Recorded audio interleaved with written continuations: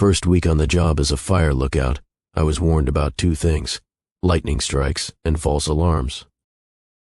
But no one told me what to do if I heard something that didn't fit either category. It was around 2 in the morning when it started. A cry cut through the forest, not a scream, not a howl. It was sharper, louder, almost like a command being barked across the tree line. I froze in my chair. That sound had carried at least 2 miles, and no human lungs could have pushed it that far. The second call came minutes later, closer this time. I grabbed the spotlight, swung it down the switchback road, and that's when I saw movement. Something massive darted between the trees just outside the beam.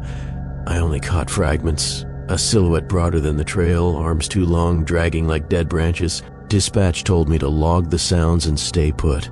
No engagement, no investigation, just wait. But the thing didn't move on. It circled my tower, just out of sight, calling into the dark, over and over. Each time it sounded closer, more insistent, like it wanted me to answer back. That's when I realized why the watch post had triple locks on every hatch, why the last ranger had quit mid-season, and why some of these mountains never feel empty, even when you're alone.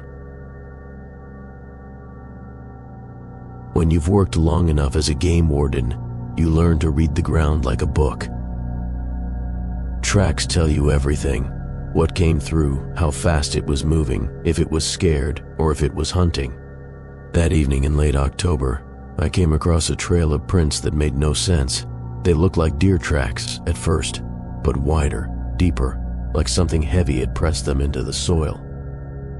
I followed them out of curiosity, thinking maybe it was an injured buck dragging weight. The tracks wound through brambles, over a ridge of shale, and finally down into a hollow where the trees seemed unnaturally quiet. That's when I saw it. A buck stood at the far edge of the clearing, rack full, antlers glinting in the moonlight. But the eyes, they weren't right. They glowed white, not from reflection, not from my light catching them. They glowed steady like lantern glass. Then the mouth opened, too wide, splitting back further than a deer's jaw ever should. A ragged hiss poured out, and for a heartbeat I thought the head was just a mask, stretched over something else inside. The buck lunged. At first it ran on all fours, fast and unnatural, but then, halfway across the hollow, it straightened, rose upright on 2 legs, crashing through the trees as if testing both forms. I fired a round into the air, just to break the spell. It didn't even flinch. It just kept going, vanishing into the timber like it owned both the herd and the woods themselves. For weeks I couldn't shake that image, the glowing eyes, the impossible mouth, the way it moved between shapes like neither one was its own. Locals whispered about skinwalkers. I put that in the report. I just wrote, "Deer misidentified." But I never stepped foot in that hollow again. And every time I find tracks in the leaves too wide, too deep, I wonder if it's still out there, wearing another mask, waiting for someone else to follow. My tower sat 60 feet above the ridgeline, an old steel frame rattling in the wind. Nights up there can stretch forever, especially when smoke settles across the forest. You don't hear much except the creak of the beams and the distant crackle of embers. On the 5th night of my shift, the haze was so thick the stars disappeared. Every shadow below blurred into the smoke. That's when I noticed movement along the ridge. At first I told myself it was a bear, a dark shape, lumbering steady. But the way it moved, upright, balanced, wasn't any bear I'd ever seen. It stopped just at the tree line and faced me. Even from 60 feet up, I felt it stare, a weight, heavy and deliberate, as though it could see me as clearly as I saw it. The figure stayed rooted in place for hours. I'd pace the platform, check the maps, look through the scope. Every time I came back, it hadn't shifted an inch, just watching, patient, silent. The radio was down from the storm, so I couldn't call anyone. Couldn't risk climbing down either. I was trapped with the knowledge that something waited for me below. The hours dragged on, each one slower than the last, until the forest felt like it was holding its breath. Near dawn, the thing moved. Slowly, deliberately, It lifted one massive hand and pressed it against a boulder beside the ridge. The sound that followed wasn't natural. A high, tearing shriek, stone giving way under impossible pressure. Sparks leapt into the haze. The sound carried all the way up to my tower, sharp enough to rattle the glass. When it finally pulled back, I could see the grooves. 4 lines carved into solid granite, deep and clean, as if the rock had been nothing more than wet clay, and then the figure turned. Just turned, and walked back into the smoke, vanishing as if it had never been there. Weeks later, when crews finally made it up the ridge, they found the boulder. 4 slashes etched deep, deeper than any tool could have made. Bigfoot.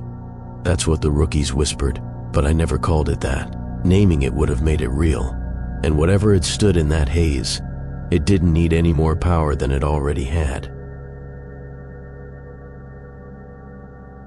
Flood season changes everything. The forest doesn't feel like forest anymore. The rivers swell, brown and violent, pulling whole trees under as if they were twigs. My job was to check for campers who ignored evacuation orders. Most nights it's quiet, just the motor, the mist, and the roar of the current. That night, I wasn't more than 2 bends upriver when I spotted someone. A figure stood ankle-deep midstream. The spotlight caught pale skin, hair slicked to the skull. At first, I thought it was a man, stranded, waiting to be rescued, but the longer I looked, the more wrong it became. Its shoulders were hunched at impossible angles, and its neck bent too far as it turned toward me. The grin is what froze me. Wide, too wide. Teeth that weren't sharp but flat, too many of them crowding its mouth like pebbles packed in clay. The motor sputtered against the current as I tried to steer away. The water slapped the hull, thudding like fists against the metal, but the river pulled me closer and closer still. The figure didn't move. It just leaned with the rushing water, long fingers brushing the surface as though it could part the current with a touch. Every splash echoed sharper than it should have, bouncing off the mist, and beneath it all, I swear I heard something else.